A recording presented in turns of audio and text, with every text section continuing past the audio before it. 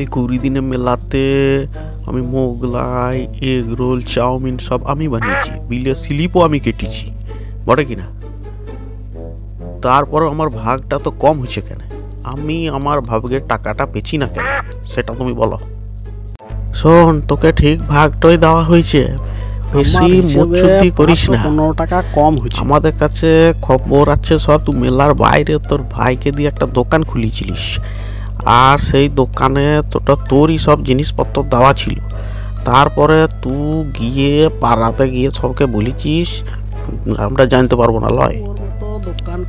শোন, তোদের পাড়ার লোকগুলা সব ওইখানে এসেছে, তারা সব মোগলাই চাউমিন খেয়েছে, কারণ তুই বলেছিস যে ওইখানে কম পয়সায় দিচ্ছে, ওই জন্য ওইখানে তুই বারবার যেছিলি বিড়ি খাওয়ার নাম করে। তুই কি ভাব? শোন, আমি জানি তুই বিড়ি খাওয়ার নাম করে ওইখানে বারবার যেছিলিস, তুই ভাবছিলি বোধহয় আমরা জানতে পারবো না লয়, কিন্তু আমরা সব জানি। সেটা তো ও দোকানটা ঠিকঠাক চালাইতে পারছে কিনা, দোকানের ছেলেগুলা বেশি বেশি করে খেয়ে নিচ্ছে কিনা, কুকুর বিড়াল ঢুকছে কিনা, তুই কি বুঝবি? তুই তো ক্যাশে বসে শুধু স্লিপটা কেটেছিস, তুই রান্নার ব্যাপারে কিছু জানিস নাকি? শোন, তোকে অত ফপর দালালি মারতে হবে না, এগ রোল চাউমিন বানানোটা তো আমাকে শেখাইতে আসিস না, বুঝলি? আমি তো বানানোর কথা বলছিলাম। করবি টালি দেবো তোকে কিন্তু। তুই এর আগে জয়দেবের মেলাতে এইরকমই কাজ করেছিস, তোর ভেয়ের দোকান বলছি, ভেয়ের দোকানের ব্যাপারে আমি কিছু জানি না। আমি জানি তুই এরকম কাজ এর আগেও করেছিস। তুই যাই বল, করে বলছি আমি সত্যি কিছু করি নাই। আমাকে বারবার বলছো মেলাতে কিন্তু রাখবো না। তোর ওই দুটো ডেচকি আছে, তোর ডেচকি দুটো নিয়ে পালিতে হবে। হ্যাঁ, তোর ওই দুটো ডেচকি আছে, ডেচকি দুটো নিয়ে তোকে পালাইতে হবে। আর তুই 515 টাকার বেশি কিন্তু একটা টাকাও পাবি না। এরপর পাথর চাপড়ির মেলাতে তুই পুরোপুরি বাদ। তুই সসের বোতল ঝেড়েছিস। হ্যাঁ, ঝেড়েছিস। তুই কি ভাবছিস আমি জানি না? আমি সসের বোতল ঝেড়েছিস, তোর ভেয়ের দোকানে পাঠিয়েছিস। তুই তোর ভাগের টাকাটা আর ওই তোর ডেচকি দুটো নিয়ে এখান থেকে, আর আমি আমার ভাগের টাকাটা পুরো পাবো না। তোর পাতা বলছে এইবার থেকে তোকে আর আমরা কোনো মেলাতে কিন্তু আনবো না। আমি তো বলছি ওসব পরে হবে, আগে আমার ভাগটা বুঝিয়ে দাও। বগা কি বলছে তুই শুনতে পেছিস না? বুঝছিস না ব্যাপারটা? তোকে অত দেখতে হবে না। আমি ডোমপাড়ার বাচ্চুর সাথে কথা বলে লিয়েছি। হ্যাঁ, ওই গাঁজা খেগো বাচ্চু রুমালি রুটিটা খুব ভালো শাঁকে। তাই? সে আমি বুঝে লব তোকে। ও দিঘির পারে সারাদিন গাঁজা টেনে পড়ে থাকে, ও বানাবে রুমালি রুটি। ওর বউ ওকে কবে ছেড়ে পালিয়ে গেছে।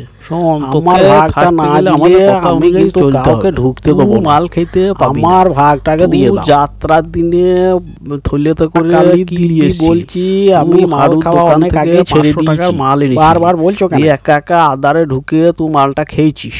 তোর মুখ থেকে আমি সেদিন মালের গন্ধ ভক করে পেয়েছিলাম। আমি আদারে মাল খেয়েছি, সেটা নিজের পয়সায়, আবার খাবো।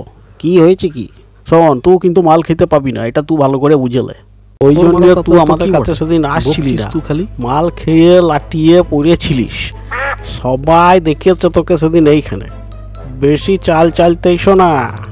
শোন বগা, ওকে ওর ডেচকি দুটো নিয়ে পালিয়ে যেতে বল। ও কোথা গিয়ে ঘুরিয়ে ঘুরিয়ে মোগলাই বানাবে, যাগো আমাদের দেখার দরকার নাই। তোকে আর আমরা লিতে পারছি। আমার ঝাড়না আর আকা দুটো তোর পয়সা কি করে লিতে হয় আমারই কেনা বটে। হ্যাঁ শোন, ভালো করে বুঝলে, তুই যেটা বলছিস ওটা লয় যে তোর, হ্যাঁ তুই যা বলছিস যে ঝাড়না আকা ওইগুলো সব আমার কেনা, তুই কিনেছিস লয় ওগুলা? তুই একদম কিনিস নাই। তুই বেশি পয়তারা করিস না। তুই যা বটে ওই 515 টাকাটা আছে ওটা নিয়ে পালা। আমি সব নিয়ে পালাবো। শোন, কতবার বলছি তোর ওইগুলো লয়, তুই ওগুলো কিনিস নাই। তুই বুঝছিস না কেন ব্যাপারটা? আমার জ্বরের সময় বিশু ডাক্তারকে নামটা আমি লিখিয়ে দিয়েছি। আমার নামটা মনে আছে? তুই আমার নামটা কবে লিখিয়েছিস? এখন তো সব ভুলে যাবা। তো বগা লিখিয়েছিল। তুই সত্যি সত্যি বিশু? আমি তো 4:30টার সময় উঠেই গিয়েছিলাম। তুই গরুয়াটা বসে ফুচকা বিস্তিস, তোকে আমি এই মেলার ব্যবসায় ঢুকিয়েছি। আমরা মেলাটা সব করছি যাতে মেলা শেষে আমরা দুটো পয়সা দেখতে পাই। সেইখানে তুই মেলার মধ্যে এত খিটকাল করছিস, তোকে কিন্তু এইভাবে মেলাতে আমরা নিতে পারবো না। তুই কিন্তু বুঝলে এইবার থেকে কিন্তু তুই সব মেলা থেকে তুই বাদ। তোকে আর আমরা একদম নেবো না। তুই বুঝলি ব্যাপারটা?